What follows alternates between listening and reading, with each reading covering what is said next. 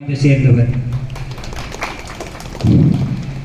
அவர் 24 ஆண்டு கால கல்லூரி அனுபவம் கொண்டவர். 24 ஆண்டு காலம் கல்லூரியில் துறை தலைவர் மற்றும் கலுசலிங்கம் இன்ஸ்டிடியூட் ஆஃப் டெக்னாலஜியில் முதல்வர். தற்போது ஹைதராபாத்தில் உள்ள சதன் பொறியியல் கல்லூரியில் முதல்வராக பணியாற்றிக் கொண்டிருக்கிறார்.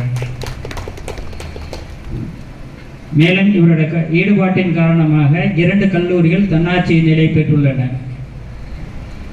அந்த பணிகளுக்காக கல்லூரி ஒருங்கிணைப்பாளராக பணியாற்றுவது மிகவும் பாராட்டுதலும் போற்றுதலுக்கும் உரியது.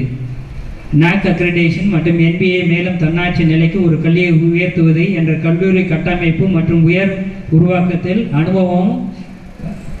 அனுபவம் பெற்றவர். கல்லூரி பணி தாண்டி இவர் மோட்டிவேஷன் ஸ்பீக்கர். எல்லா கல்லூரிகளும் மாணவர்கள் அடுத்து என்ன படிக்கணும் மோட்டிவேஷன் ஸ்பீக்கர். பல நிலைகளில் மாணவர்கள் மற்றும் ஆசிரியர்களுக்கு புத்தாக்க பயிற்சி அளிப்பதில் விருப்பமும் ஈடுபாடும் கொண்டவர். கடந்த 5 ஆண்டுகளாக இயற்கை மீட்டு உருவாக்கம் செய்வதில் இவருடைய பங்களிப்பு பாராட்டுக்குரியது. தன்னுடைய நண்பர்களோடு சேர்ந்து சுந்தரபாண்டியம் கிராமத்தில் சுமார் 12,000 பனை விதைகளை நட்டுள்ளார். 12,000 பனை விதைகளை நட்டுள்ளார். மேலும் தன்னுடைய சொந்த நிலத்தில் சுமார் 1200 மரங்களை வளர்த்து பராமரித்து வருகின்றார். மரம் நடுவதும் புத்தகம் வாசிப்பதும் பயணிப்பதும் ஒரு பொழுதுபோக்கு. அரசியல் ஆர்வம் விருப்பம் கொண்டவர். அதற்காக தன்னை முழுமையாக தயார் செய்து கொண்டு வந்துகிறார். அவருடைய வெற்றி மேன்மேலும் வளர என்ற வாழ்த்துக்கள். நன்றி.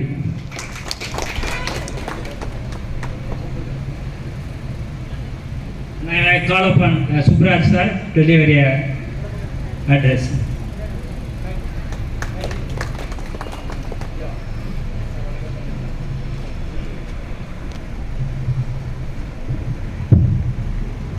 அனைவருக்கும் இனிய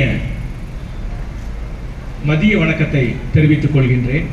பெரும் மதிப்பிற்கும் மரியாதைக்கும் உரிய SNS அகாடமி நடத்தும் வாட் நெக்ஸ்ட் இந்த கலந்தாய்வு கூட்டத்தினுடைய தலைவர் ஐயா திரு ஜோதிமணி அவர்களே, 3 மாதங்களுக்கு முன்பே இந்த நிகழ்ச்சி பற்றி தொடர்ச்சியாக என்னோடு பேசி இந்த நிகழ்ச்சி சீரோடும் சிறப்போடும் நடப்பதற்கு SNS அகாடமியினுடைய அத்துணை நல் உள்ளங்களும் தங்களை முழுமையாக ஈடுபடுத்தி இருக்கின்றார்கள். தலைவர் திரு ஜோதிமணி அவர்களே, வரவேற்புரை நிகழ்த்திய திரு முருகேசன் அவர்களே, ஐயா விநாயகமூர்த்தி அவர்களே, பொன்னுச்சாமி அவர்களே, SNS அகாடமியினுடைய தலைவர் திரு ஆசிரியர் சுந்தரராஜன் அவர்களே, சமுத்திரராஜ் பழனிசுவாமி அவர்களே, ஆனந்த சிவபிரகாசம் உள்ளிட்ட சபையோர்களே, பெரியோர்களே, எல்லாவற்றிற்கும் மேலாக மேனாள் அண்ணா பல்கலைக்கழகத்தினுடைய துணைவேந்தர், என்னுடைய ஆசிரியர், இயந்திரவியல் துறை என்னுடைய ஆசிரியர், நானும் ஒரு வகையில் அவருடைய மாணவன் தான், ஐயா வேல்ராஜ் அவர்களே, என்னுடைய அருமை நண்பர் ஆதிநாராயணன் அவர்களே, JS சுகுமார் அவர்களே, பெரியோர்களே, இந்த பள்ளியின் நிர்வாகிகளே, பெற்றோர்களே, குழந்தைகளே, தாய்மார்களே, உங்கள் அத்துணை பேருக்கும் இந்த நேரத்திலே என்னுடைய வணக்கத்தை தெரிவித்துக் கொள்கின்றேன். எல்லார் கையிலையும் ஒரு பேப்பர் பேனா இருக்கா? இந்த நிகழ்ச்சியில முடிஞ்சா பேப்பர் பேனா இல்லாதவங்க பக்கத்தில் ஒரு பேப்பர் வாங்கிக்கோங்க, பேனா எடுத்துக்கோங்க. வேற கொஞ்சம் நிகழ்ச்சியிலிருந்து தள்ளி இருக்கிறவங்க கூட முன்னாடி வரலாம். அந்த வேற பணி இல்லைன்னா கொஞ்சம் முன்னாடி வாங்க. கொஞ்சம் மாணவ குழந்தைகள் நம்ம +2 முடிக்கலையே அப்படின்லாம் நினைக்க வேண்டாம். 8ஆம் கிளாஸ் 9ஆம் கிளாஸ் படிக்கக்கூடிய மாணவ குழந்தைகள் நீங்க இருந்தாங்கன்னா இது உங்களுக்கு தான் மிகவும் பொருத்தமானது. ஐயா விநாயகமூர்த்தி அவர்களோடு நான் உடன்படுகின்றேன். முடிந்தவரை இந்த மாதிரியான நிகழ்ச்சிகளை 8ஆம் வகுப்பு 9ஆம் வகுப்பு படிக்கக்கூடிய மாணவ பருவத்திலேயே நடத்திட வேண்டுமாய் ஒரு கோரிக்கை வைக்கின்றேன். இது என்னுடைய வேண்டுதல். இன்று அண்ணா பல்கலைக்கழகம் கவுன்சிலிங்கான துவக்கத்தை அறிவித்திருக்கின்றது. இன்று விண்ணப்பத்தை இன்றிலிருந்து வாங்குகின்றது ஜூன் 2ஆம் தேதி வரை. சரியான நேரத்தில் தான் இன்று நாம் இங்கு குழுமி இருக்கின்றோம். பெரியோர்களே, தாய்மார்களே, குழந்தைகளே, மாணவ கண்மணிகளே, சொல்லக்கூடிய செய்திகளை கொஞ்சம் குறிச்சு வச்சுக்கோங்க. எந்த துறை என்பது முக்கியம் அல்ல, எடுத்த துறையில் நாம் எவ்வாறு இருக்கிறோம் என்பதுதான் முக்கியம். அதை மனசுல வச்சுக்கோங்க. எந்த துறை வேண்டுமானாலும் இருக்கலாம்.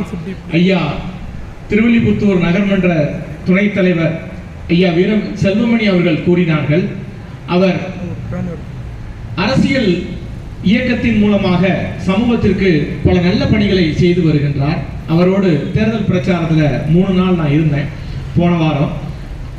காரணம் என்னவென்றால், எந்த துறை என்பது முக்கியமல்ல, எடுத்த துறையில் நாம் எவ்வாறு இருக்கிறோம் என்பதுதான் முக்கியம். இதை ஒரு முக்கியமான பாடமாக வைத்துக் கொள்ளுங்கள். நண்பர்களே, பெரியோர்களே, டிசிப்ளின், கன்சிஸ்டன்சி, இந்த 2 வார்த்தை ரொம்ப முக்கியம். எஸ்என்எஸ் அகாடமி இதற்கு ஒரு முக்கியமான எடுத்துக்காட்டு. டிசிப்ளின், ஒரு ஒழுங்கமைவு, ஒரு ஒழுங்கு. நானும் 6-7 ஆண்டுகளாக 2019 இந்த நிகழ்ச்சியை பார்த்து வருகின்றேன். ஒரே சீராக ஒரு ஒழுங்கமைவோடு நிகழ்ச்சியை ஏற்பாடு செய்கின்றார்கள். இந்த டிசிப்ளின் வாழ்க்கையில் அனைவருக்கும் வேண்டும். வெற்றிக்கு முதல் பணி அந்த ஒழுங்கமைவு. நாம் எஸ்என்எஸ் அகாடமியிலிருந்து கற்றுக்கொள்ள வேண்டும். இன்னொன்று கன்சிஸ்டன்சி,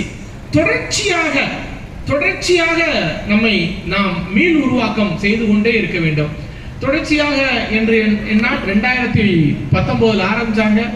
அதுக்கப்புறம் ஒவ்வொரு ஆண்டும் தங்களுடைய பயணத்தை தொடர்ந்து வருகின்றார்கள். அதே போலதான் இந்த இலக்கு என்று நாம் வைத்துவிட்டால் அந்த இலக்கை அடைவதற்கு தொடர்ச்சியாக நாம் பயணிக்க வேண்டும்.